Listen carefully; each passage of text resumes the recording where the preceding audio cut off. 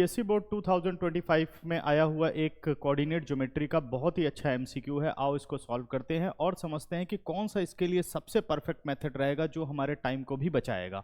आइए देखते बच्चों। कह रहा है AOBC is a rectangle whose 3 vertices are A02, O00, B40, the square of the length of its diagonal is equal to, मतलब इसके डायगनल के लेंथ का स्क्वायर हमें बताना है।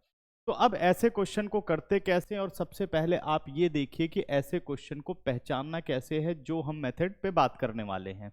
आपको ये देखना है बेटा कि कोऑर्डिनेट ऑफ ए क्या है 0 2, यहाँ पर x कोऑर्डिनेट 0 है, 0 0, यहाँ x और y दोनों 0 हैं, और b क्या है 4 0। तो अगर किसी भी क्वेश्चन के अंदर x या y कोऑर्डिनेट, मतलब जो भी कोऑर्डिनेट लिखे जाएं उसमें x या y कोऑर्डिनेट दोनों में से कोई एक 0 हो, तो ये हमेशा समझ जाओ कि इसके अंदर हमें कोई कोऑर्डिनेट ज्योमेट्री का फॉर्मूला इस्तेमाल नहीं करना है, हमें सिंपल इसे कार्टेशियन प्लेन पे प्लॉट कर लेना है।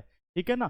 तो अब कार्टेशियन प्लेन पर बच्चों इसको प्लॉट करते हैं, और रफली ही प्लॉट करना है, ऐसा नहीं है कि कोई आपको ग्राफ वगैरह चाहिए। ठीक है ना, रफली आप इसे प्लॉट कर लें। देखो मैं बना लेता हूं कार्टेशियन प्लेन बच्चों, ये हमारा हो गया कार्टेशियन प्लेन। देखना कैसे इजीली ये अभी आंसर निकल के आ जाएगा। ये आ गया हमारे पास X O X dash, Y O Y dash. ठीक है, अब हम प्लॉट करते हैं अपने पॉइंट्स में पहला पॉइंट है बेटा कोऑर्डिनेट ए 0 2, जो कि वाई एक्सिस पर कहीं आएगा। ए के कोऑर्डिनेट हो गए 0, 2।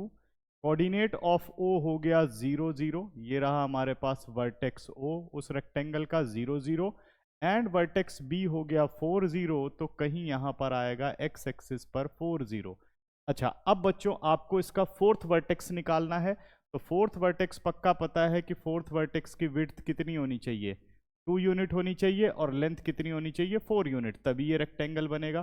तो इसका मतलब यहाँ से आपको वर्टिकल डिस्टेंस कितना लेना होगा, वर्टिकल डिस्टेंस 2 लेना होगा, हॉरिजॉन्टल डिस्टेंस आपका 4 है।